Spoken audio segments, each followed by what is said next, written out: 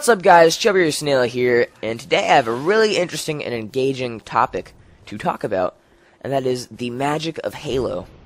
And no, I'm not just talking about the magic ability that makes you sit in front of a TV screen 50 hours a day to play it. Although there are only 24 hours in a day, so that doesn't really make sense, but that's not even the topic I want to talk about, so we'll push that to another day, you know, put that in a little side list. But today I want to talk about the power of Halo, and for that matter, any video game, and that being that it can unite anyone, no matter what age, differences, or, you know, different ethnicities, religions, all that stuff. Anyone can be united over this game and become friends simply because of their common interest. And I don't know if you guys have known this for a while, or if you've ever even realized it at all. I just recently realized this the other day, and I want to tell you guys the event that kind of caused me to realize this.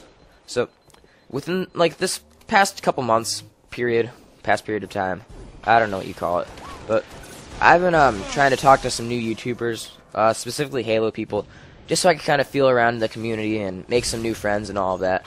And one person who I did a dual commentary with, who's really awesome, is the Average Kid. You may or may not have heard of him, but we talked for about an hour beforehand, you know, on Skype, trying to think of some topics to talk about. And we wanted to talk about, like, things that were similar in and that kind of deal. And we talked about a few things, and we found out a lot of things in common, which was really cool. And then eventually the question came up, like, how old I was. And up until that point, I never really thought about how old he was, and I later found out, like, seconds later. I'm 17, and he's 27. So that's a 10-year age difference. And I know as you get older, like when you're 50 and 60, that's not a huge difference, but at a younger age like this, that's kind of like the difference between teenagerness and adulthood. It's kind of a huge jump in terms of maturity, so it wasn't weird, although it should be weird, and I was amazed that it wasn't weird, because we still got along after that, and we still talked perfectly fine. There was no awkwardness in the air. We're still great friends, and we still talk, so I found it amazing that we bonded over video games, because let's put this into perspective. I'm 17. I've had at least 4 teachers in my life that have been 27 or younger. So, could you guys imagine, you know, just hanging out, chilling, and playing some video games with a teacher? I mean, I'm sure some of you might have, like, one cool teacher who you might be able to do that with and pull it off with, despite the legality issues, but that's kind of weird to think about you playing with your teacher. Like, that's, to me it is, I don't know. But again, me and Average Kid got along really, really well, and that's, I don't know, it was, like, magical. Like, the fact that Halo, and, I mean, not just Halo, any video game, could unite people just like that, despite that age difference. And it's not always age difference. It might be difference in religion, it might be difference in ethnicity, and, you know, background. Just, like, it's amazing how it can do such a thing. Like, in real life, especially in school, people get bullied based on their differences. And if they're different, they're not accepted by society. And it's not that case at all in this scenario. Because I guarantee you, if me and Average Kid just kind of walk down the street not knowing each other in real life, I would look at him and be like, wow, that's a goofy old guy, and, you know, walk by him. And he'd probably look at me and be like, wow, that teenager probably doesn't care about life and he's lazy. And then we'd walk away and never talk. So, I don't know what it is. It's something about this game, like our common interest. And here's my theory on it, guys. I'll ask you your theory later. That's going to be the question of the video. But here's my take on it, at least. I think that the reason why we were able to get along so well is because there's no opportunity for prejudice.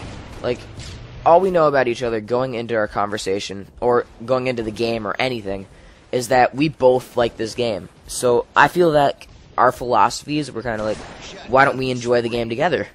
And it didn't matter that I was 10 years younger than him, and it didn't matter that he was 10 years older than I.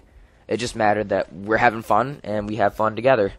So I kind of think that since there's no opportunity for prejudice, there's no way for you to, like, be like, wow, that guy's ugly, or wow, he's stupid, or wow, he's different than me.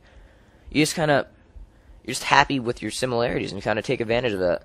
And it kind of sucks that that can't happen in real life, how people can't just get along that way.